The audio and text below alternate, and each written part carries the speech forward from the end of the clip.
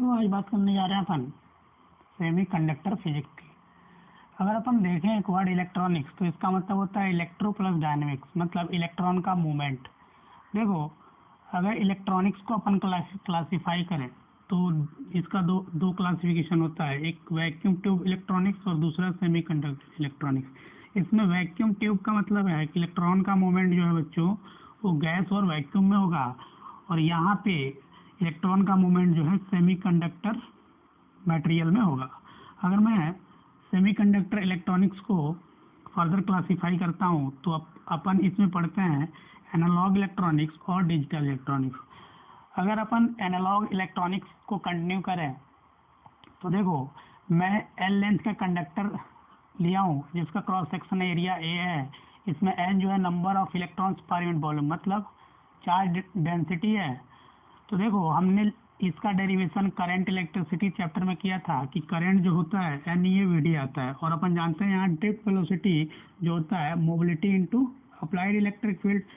तो देखो, I is equal to NEA/VD into mu into E लिख सकता हूँ। जे को क्या लिखूंगा, sigma into E is equal to I by E is equal to इतना टर्म लिख दूंगा।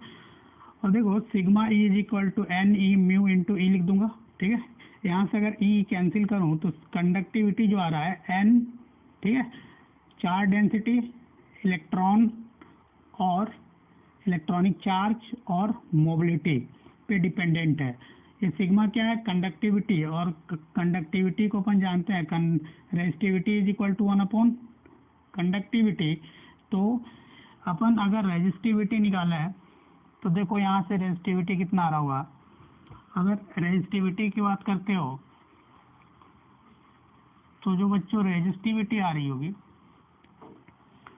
जो रेजिस्टिविटी आ रहा होगा वो 1 upon conductivity is equal to आ रहा हुआ NE म्यू। ये है क्या है, ये है रेजिस्टिविटी। और अपन जानते हैं कि रेजिस्टिविटी जो है वो टेम्परेचर डिपेंडेंट होता है। तो resistivity at any temperature T is equal to rho nought 1 plus alpha delta T। ठीक है, ये अपन बात कर चुके हैं पहले। चलो, अगर अपन अल्फा की बात करें, अल्फा क्या है, अल्फा जो है वो है टेम्परेचर कोफिशिएंट। ठीक है, ये क्या है, ये है टेम्परेचर कोफिशिएंट। देखो, ये जो अल्फा है ये कंडक्टर्स के लिए क्या होता है, पॉजिटिव। कंडक्टर्स के लिए अल्फा क्या होता है बच्चों, पॉजिटिव। अगर आप इंसुलेटर्स की बात करोगे तो इंसुलेटर्स के लिए इसकी वैल्यू जो है वो नियरली 0 होता है, लेकिन आप लिखते हैं -0.001।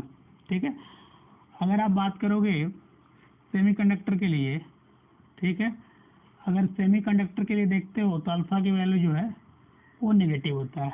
ये अपन पहले ही देख चुके हैं। ठीक है, अब रेजिस्टिविटी और कंडक्टिविटी के बिहाफ पे अपन मेटल्स का क्लासिफिकेशन देख रहे हैं। तो हेडिंग डालो classification of metals according to rho and sigma. ठीक है, रो और सिग्मा। ठीक है, तो देखो, पहला देख लिए कंडक्टर। ठीक, दूसरा क्या होता है, जो दूसरा क्लासिफिकेशन होता है बच्चों वो होता है इंसुलेटर, और जो तीसरा होता है वो सेमी कंडक्टर। ठीक है, कोई दिक्कत नहीं है।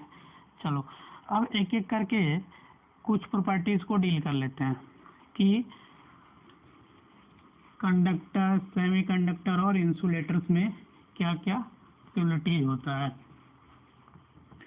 चलो, मैं कोशिश कर रहा हूँ इसको एक टेबल में लिखवा दूँ। देखो, यहाँ टेबल बनाते हैं। जो पहला है टेबल वो है कंडक्टर्स के लिए। ठीक है, जो दूसरा टेबल बना रहा हूँ वो है इंसुलेटर्स के लिए। ठीक, और जो तीसरा है बच्चों वो है सेमीकंडक्टर के लिए। क्या है, वो है सेमीकंडक्टर्स के लिए। देखो अपन जानते हैं कि कंडक्टर जो होता है बच्चों वो क्या करता है, allow electric current, allow electric current क्या करता है, इलेक्ट्रिक करंट को अलाउ करता है। लेकिन इंसुलेटर क्या करता है, डजंट अलाउ करंट, करंट को अलाउ नहीं करता।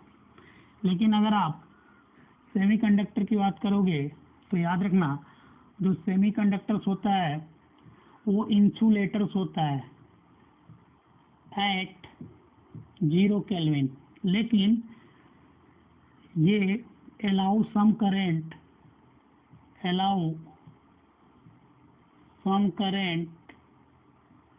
एट रूम टेम्परेचर में, पर जो है बच्चों रूम टेम्परेचर पे ये थोड़ा सा करंट को अपने थ्रू अलाउ करता है।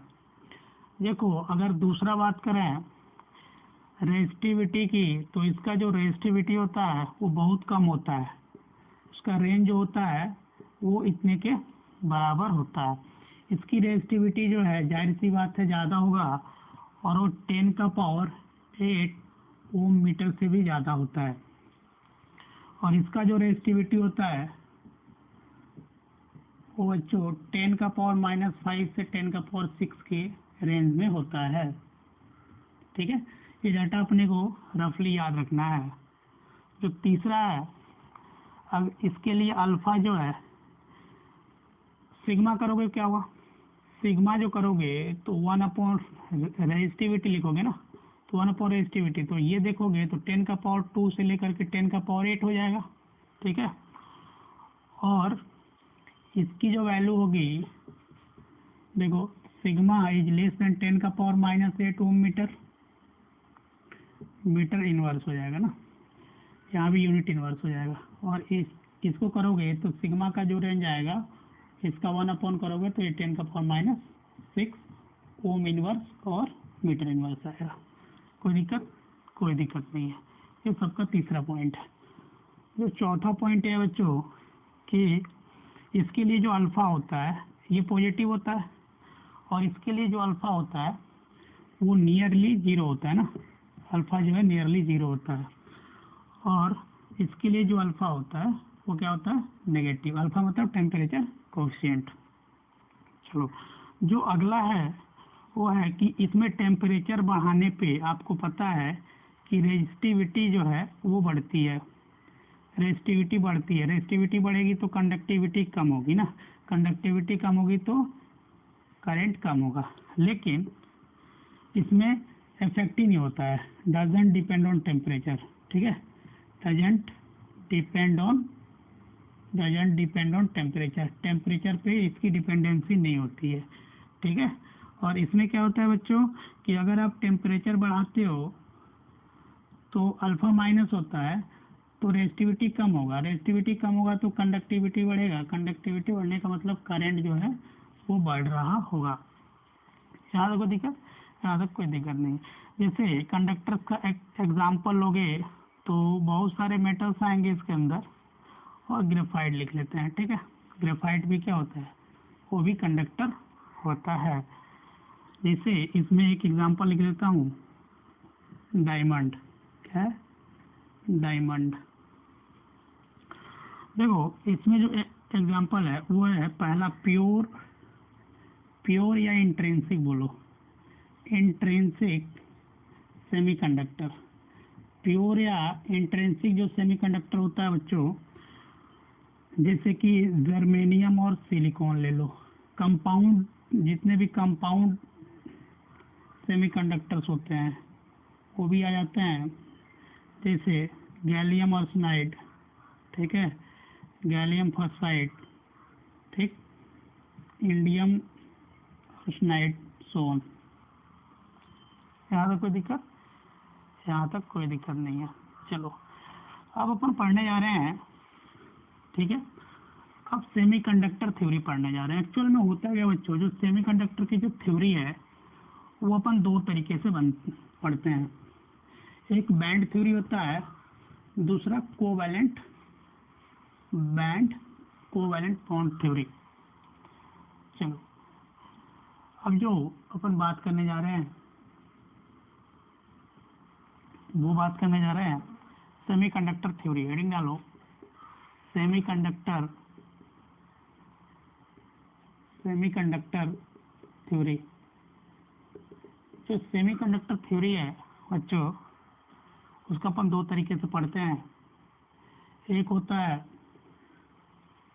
एनर्जी बैंड थ्योरी, ठीक है, एनर्जी बैंड थ्योरी, और दूसरा जो होता है वो होता है बच्चों covalent bond theory. Covalent bond theory ना। चलो हम बात करने जा रहे हैं, जो पहला है वो है एनर्जी बैंड थ्योरी। क्या होता है एनर्जी बैंड थ्योरी, क्या होता है? देखो मैं एक एटम का नाम ले रहा हूँ सिलिकॉन। अगर इसका इलेक्ट्रॉनिक कॉन्फ़िगरेशन करें 28, ठीक है, 284 आ रहा होगा ना, क्योंकि इसका एटॉमिक नंबर जो होता है वो 14 होता है। तो इलेक्ट्रॉनिक कॉन्फ़िगरेशन बच्चों 284 आ रहा होगा, बिल्कुल सही। इसका मतलब ये हुआ कि अगर ये सिलिकॉन है बच्चों, तो देखो सिलिकॉन के जो अंदर है ये 2 इलेक्ट्रॉन है, यहाँ 8 इलेक्ट्रॉन है, यहाँ 8 इलेक्ट्रॉन है, और बाहर वाले पे 4 इलेक्ट्रॉन है। बाहर वाला जो वैलेंस बैंड है उसमें क्या है, जो वैलेंस सेल है, ये जो वैलेंस सेल है इसमें 4 इलेक्ट्रॉन है, ठीक। तो देखो अपन यहाँ देखें, जो इसमें इलेक्ट्रॉन्स हैं, जो इसमें इलेक्ट्रॉन्स हैं, जो इसमें इलेक्ट्रॉन्स है, क्या इन सबका एनर्जी सेम होगा? नहीं बच्चों, बिल्कुल नहीं, क्योंकि अपने को पता है कि ये जो इलेक्ट्रॉन्स हैं वो कौन से सेल में है, ये अलग सेल में है, ये अलग सेल में है, ठीक है। तो हर एक इलेक्ट्रॉन का जो एनर्जी लेवल है वो अलग अलग है, ठीक है। ये n इज इक्वल टू 1 है, n इज इक्वल टू 2 है, और ये क्या है, वैलेंस सेल है ना। तो चूंकि अलग अलग ऑर्बिट में ये चक्कर काट रहे हैं, इसीलिए ये जितने भी इलेक्ट्रॉन्स हैं उसका एनर्जी लेवल जो है बच्चों वो अलग अलग आ रहा होगा।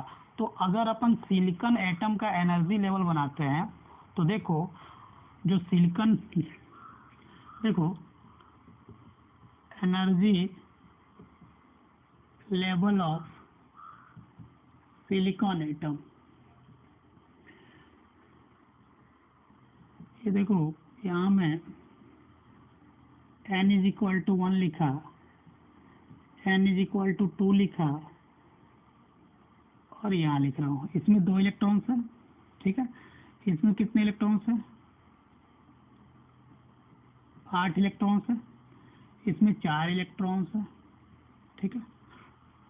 यहाँ तो कोई दिक्कत है, यहाँ तो कोई दिक्कत। ये एनर्जी लेवल डायग्राम है। देखो ये फर्स्ट एनर्जी लेवल है, ये सेकेंड एनर्जी लेवल है, ये लिख लो यहाँ पे, ये फर्स्ट एनर्जी लेवल है, ठीक, फर्स्ट एनर्जी लेवल। ये जो है सेकेंड एनर्जी लेवल है, और ये है वैलेंस एनर्जी लेवल, ठीक है, और ये कंडक्शन बैंड रहा हुआ। अपन देख पा रहे हैं चूंकि एनर्जी लेवल जो है इस सिलिकॉन एटम का अलग अलग है, क्योंकि जो इलेक्ट्रॉन्स हैं वो अलग अलग ऑर्बिट में चक्कर काट रहे हैं। यहाँ तक कोई दिक्कत, यहाँ तक कोई दिक्कत नहीं है। अगर बैंड डायग्राम बनाए तो अपन बात करेंगे कि बैंड डायग्राम क्या होता है, ठीक है। Energy level band diagram for crystal, for silicon crystal. अगर सिलिकॉन क्रिस्टल के लिए ये चीज बनाए तो अपन को पता है बहुत सारे लेवल से मिलकर के जो है, बहुत सारे लेवल से मिलकर के बैंड डायग्राम बनता है, ठीक है, बैंड डायग्राम। तो ये देखो ये n इज इक्वल टू 1 है, n इज इक्वल टू 2 है और ये वैलेंस है, ठीक है, वैलेंस बैंड डायग्राम। यहाँ तक कोई दिक्कत? यहाँ तक कोई दिक्कत नहीं हुआ होगा, ठीक है बच्चों। चलो तो अपन लिख लेते हैं कि what do we mean by energy bands. Heading डालो एनर्जी बैंड्स, हेडिंग डालो एनर्जी बैंड्स, ठीक है। इसमें लिखो कि ग्रुप ऑफ एनर्जी लेवल, लिखो group of energy level, group of energy level is known as energy bands. Group of energy level are known as energy bands, ठीक है। चलो अब एनर्जी बैंड की प्रॉपर्टी डील करते हैं कि एनर्जी बैंड की प्रॉपर्टीज। तो लिखो प्रॉपर्टीज ऑफ एनर्जी बैंड, जितने भी एनर्जी बैंड्स होते हैं उनकी प्रॉपर्टी डील कर रहे हैं। जो पहली प्रॉपर्टी है बच्चों वो ये है कि ये जो है डिस्क्रीट या डिसकंटिन्यूअस बैंड्स होते हैं, ठीक है। जो हर एक बैंड का सेपरेशन होता है उसका जो एनर्जी होता है बच्चों वो इलेक्ट्रॉन वोल्ट में होता है।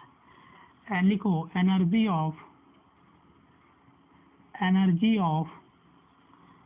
these bands separated in electron volt में सेपरेटेड होते हैं। अगर आप एनर्जी बैंड की बात करोगे तो लिख लो कि जो एनर्जी बैंड्स होता है वो दो तरह का होता है। जो पहला है बच्चों वो वैलेंस एनर्जी बैंड, और जो दूसरा है वो है कंडक्शन एनर्जी बैंड्स।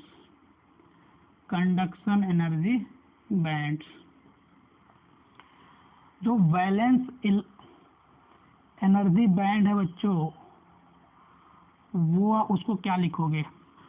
तो हेडिंग डालो वैलेंस एनर्जी बैंड। चलो हेडिंग डालते हैं वैलेंस एनर्जी बैंड्स। अगर इसका डिफिनीशन बताना हो तो आप पहले आप लिखोगे तो group of energy level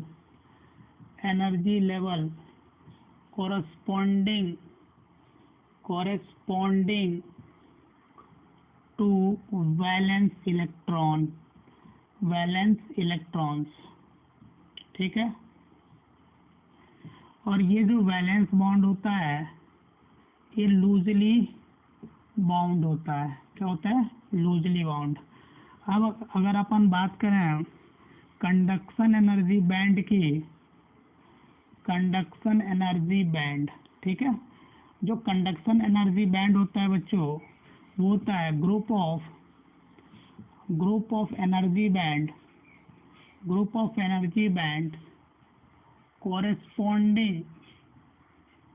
corresponding to jumped electron from valence band to conduction band, ठीक है। जो भी वैलेंस बैंड से इलेक्ट्रॉन जो है कंडक्शन बैंड में मूव करता है उसके कॉरस्पॉन्डिंग जो एनर्जी आता है, ग्रुप ऑफ एनर्जी लेवल्स बनाते हैं अपन, उसको अपन क्या बोलते हैं? ग्रुप ऑफ एनर्जी लेवल्स लिख लो, ठीक है। ग्रुप ऑफ एनर्जी लेवल जो होता है उसको अपन क्या बोलते हैं? उसको बोलते हैं कंडक्शन एनर्जी बैंड। क्या बोलते हैं बच्चों? Conduction energy band. और जो कंडक्शन एनर्जी बैंड में होता क्या है, फ्री इलेक्ट्रॉन्स होते हैं जो कि कंडक्शन में पार्ट लेते हैं। क्या होता है, कंडक्शन पार्टिसिपेशन करते हैं, ठीक है, कंडक्शन में पार्टिसिपेशन करने वाले इलेक्ट्रॉन होते हैं। इन्हीं के चलते क्या होता है बच्चों, कंडक्शन होता है। क्या होता है, इन्हीं के चलते कंडक्शन होता है। चलो अब एक और टर्म यहाँ डिफाइंड होता है, फॉरबिडन एनर्जी गैप। क्या होता है, फॉरबिडन, लिखो, फॉरबिडन एनर्जी गैप। इसको अपन डेल्टा ईजी से दिखाते हैं। किससे दिखाते हैं, डेल्टा ईजी से दिखाते हैं। ये होता क्या है, जो भी एनर्जी गैप होता है बच्चों, energy gap between valence band and conduction band. Conduction band और वैलेंस बैंड में जो एनर्जी गैप होता है उसको अपन क्या बोलते हैं, उसको अपन बोलते हैं फॉरबिडन एनर्जी गैप। तो delta Eg is equal to conduction band का lower part minus valence band का जो है वो मैक्सिमम लेवल लेते हैं। ये होता है डेल्टा इजी। देखो अगर आप टेम्परेचर बढ़ाते हो तो ये जो गैप है ये कम होता है। क्या होता है, जो गैप है एनर्जी गैप वो कम होता है। यही रीजन है कि कंडक्टिविटी जो है वो बढ़ जाता है। क्या होता है, कंडक्टिविटी जो है वो बढ़ जाता है। चलो अब कुछ डायग्राम देख लेते हैं। Diagrams of conductor, insulators and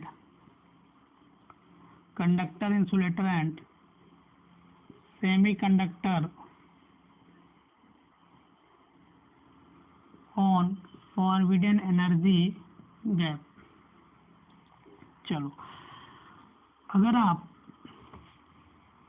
energy diagram बनाते हो कंडक्टर्स के लिए तो आपको ये बात जानना चाहिए कि जो दोनों बैंड होते हैं, अगर मैं कंडक्टर्स के लिए बनाऊं तो याद रखना जो बैंड्स हैं वो ओवरलैप्ड रहते हैं।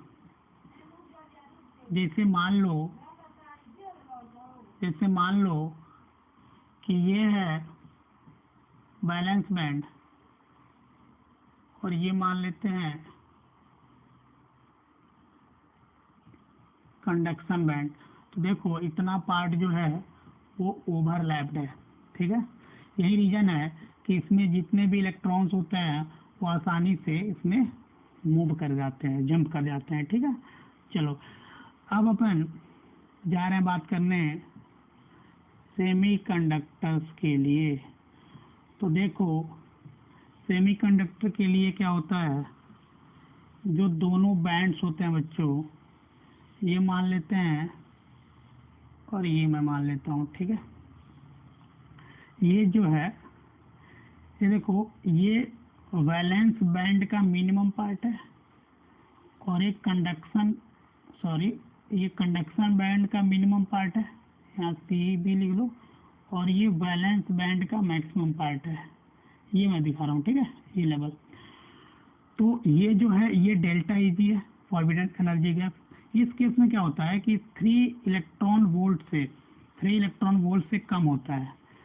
क्या होता है, 3 इलेक्ट्रॉन वोल्ट से जो है वो कम होता है। अगर 3 इलेक्ट्रॉन वोल्ट से कम होता है तो अपन अगर एनर्जी बैंड में डेल्टा इजी जो है वो 3 इलेक्ट्रॉन वोल्ट से कम है तो अपन उस एलिमेंट को सेमीकंडक्टर बोलेंगे। क्या बोलेंगे, सेमीकंडक्टर बोलेंगे ना बच्चों, ठीक है।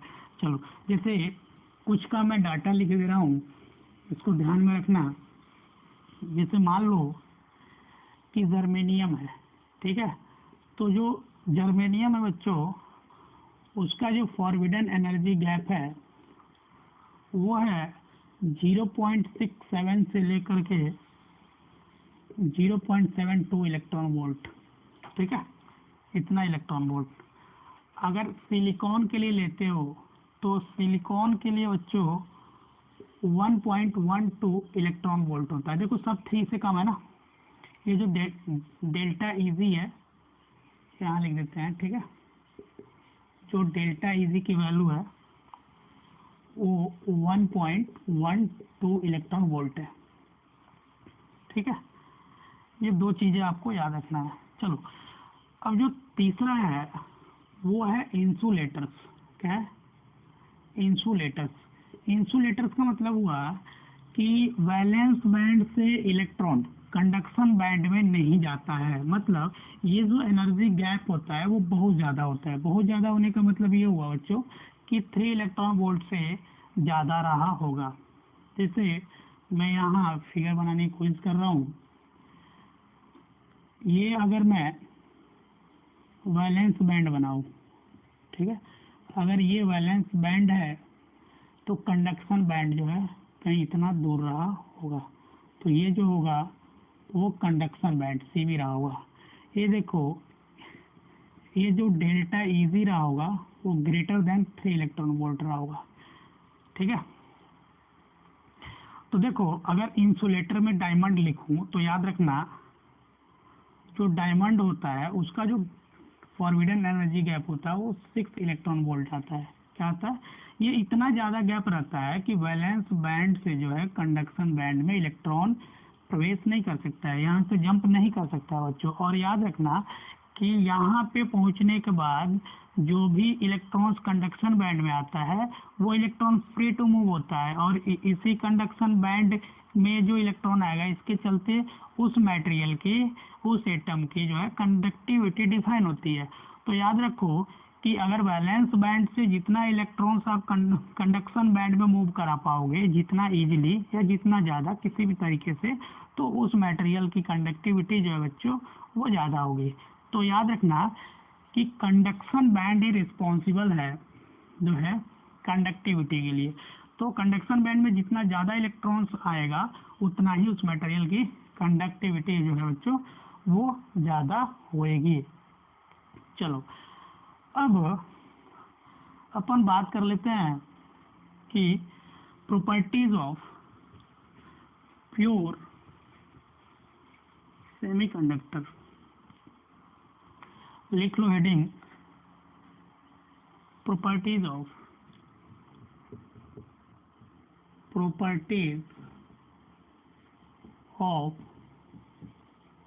Pure semiconductor. याद रखो ये जो है ग्रुप 4 के एलिमेंट्स होते हैं, ठीक है। किसके होते हैं? ये जो है ग्रुप 4 के एलिमेंट होते हैं, और अपन जानते हैं कि ये टेट्रावैलेंट होते हैं, टेट्रावैलेंट, ठीक है।